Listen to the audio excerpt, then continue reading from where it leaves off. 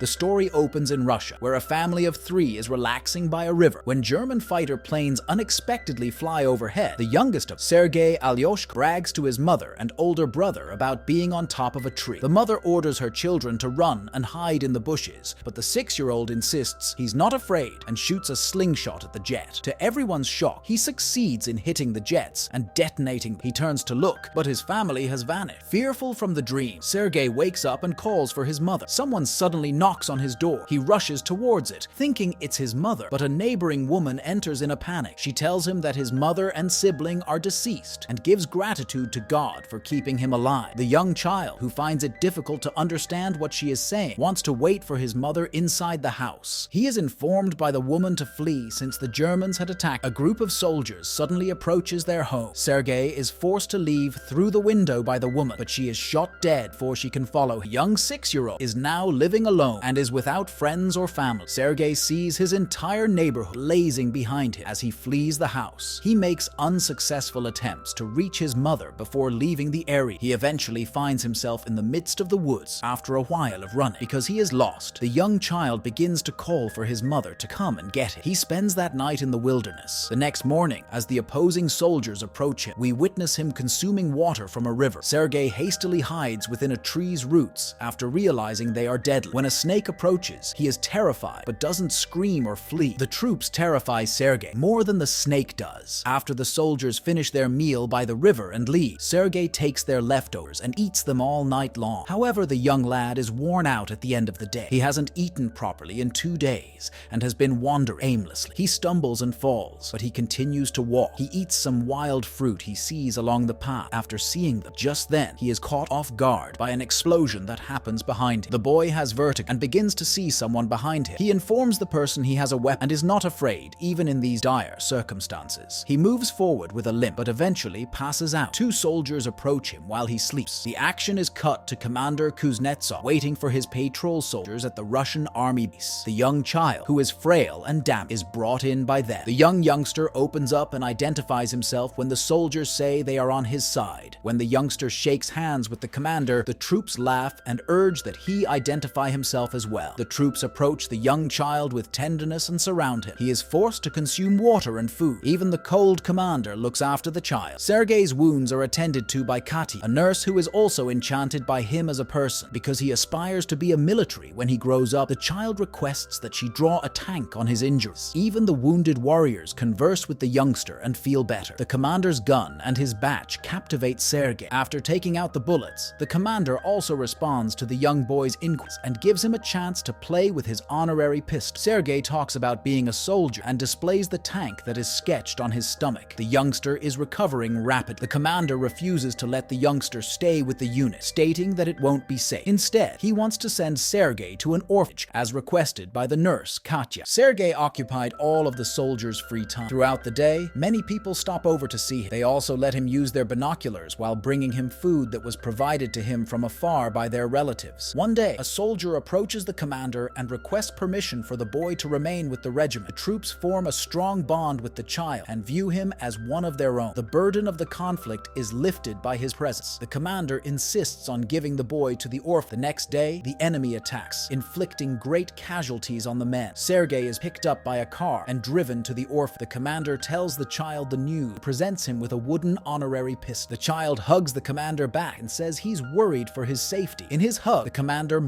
alters his mind. Sergei is asked to stay with the troops in his father's place. The soldiers are thrilled that Sergei will stay with and spend that evening searching for the young boy's small army outs. Sergei is awakened by the commander, who also hands him the clothing. He moves about with them on, appearing to be a real soldier. They begin referring to him as their little army child. The Germans assault the unit from the air, while the child rushes around. The troops fight the others while swiftly escorting Sergei to safety. The number of soldiers hurt is rising quickly. Sergei provides water to thirsty soldiers out of a desire to be useful. One of them, who has a bandage covering his eyes, requests him to read a letter from his family. The young guy wants to assist, but is unable to read. He takes the letter and begins fabricating the contents, saying the soldier's cow is secure at home. The others advise the soldier to accept the story and laugh when he claims he doesn't own a cow. He reads everyone else's letters in a similar way to lift their spirits. The commander and Katya might be seen conversing in the scene that follows. Although they do not cannot express their feelings. The two appear to be attracted to one another. Later, Sergei informs the command that he belongs to the battalion's orderly position and begins addressing himself as one. The youngster then witnesses one of the soldiers' stations being damaged by the assault. He learns from the commander to remove his hat in honor of the fallen soldier. He insists that the commander give him a work following day and is given the assignment to distribute the letters to the soldiers. He skillfully completes his assignment and even gets the warriors to dance. The next day, Sergei uses his binoculars to venture a little bit outside of the facility. When he notices a leg moving from a haystack while he is playing with it, he immediately runs back to the regiment and informs the soldiers of his discovery. The troops follow the boy, despite their skepticism. Two German spies are discovered hidden underneath when they get close to the haystack, alerting the group. The spy is praised for his intelligence after the spies are captured. The following eve, the commander presents Sergei with the adoption paper. The child now has him as his legal father. Sergei takes the commander to confess to Katya because he is aware of the commander's emotions for her, but they both witness her speaking to erroneously believe she is interested in another man and mistaken think she is. The Germans launch another assault on the base. This time, Sergei gives the troops his best by giving the soldiers on the front lines ammo, but they order him to return to the shed since it is too hazardous outside. The commander and others are frantic when he arrives at the shed because the phone's connection with the colonel has been lost. The damaged wires will be repaired by a soldier. Following the soldier, Sergei observes that he has sustained deadly injury. He asks the dead soldier for advice on how to fix the cables and carries it out on his own. The link comes restored and more troops are called. Everyone's lives are saved by the 6-year-old. The commander and Katya are later seen conversing by the river. Finally, the commander tells her how much he loves her and begs her to be Sergei's mother. Before Katya can say anything further, a soldier approaches and hands the commander a letter stating that they have been dispatched from the base. Katya is over the moon at this. The next day, Sergei and every soldier depart for their new base. However, they encounter a minefield along the road, which causes some of their cars to be destroyed. The group's orderly, with whom Sergei had a close relationship, perishes in the explosion while the commander is injured. He sobs while hugging the commander. They travel to their new base while carrying the injured people along with. When they eventually arrive at the opposite base, they encounter the general, the commander's boss. He commends the captain for having such a smart child and expresses his own admiration for the youngster's ambition. Their division receives a guard's badge following day. The boy also receives one. When the general hands him his badge, he makes a commitment to save his nation. The commander is imprisoned beneath the rubble after their base is ruthlessly attacked one night. Sergei begs his father to be saved while sobbing. The other troops respond to his request by bringing out the lead. Following day, Sergei approaches a commander who is hurt. While attempting to save the commander, he suffered hand injuries. The youngster is now an indispensable member of the group. He travels wherever they go in the fight without a family nearby. The regiment is shown marching to another base as the narrative comes to a conclusion. He even traveled to Poland with the soldiers and took part in the Battle of Stalingrad. According to a voice in the back, he is today recognized as the youngest soldier in history, and the epic tale of his bravery is being told to the entire globe.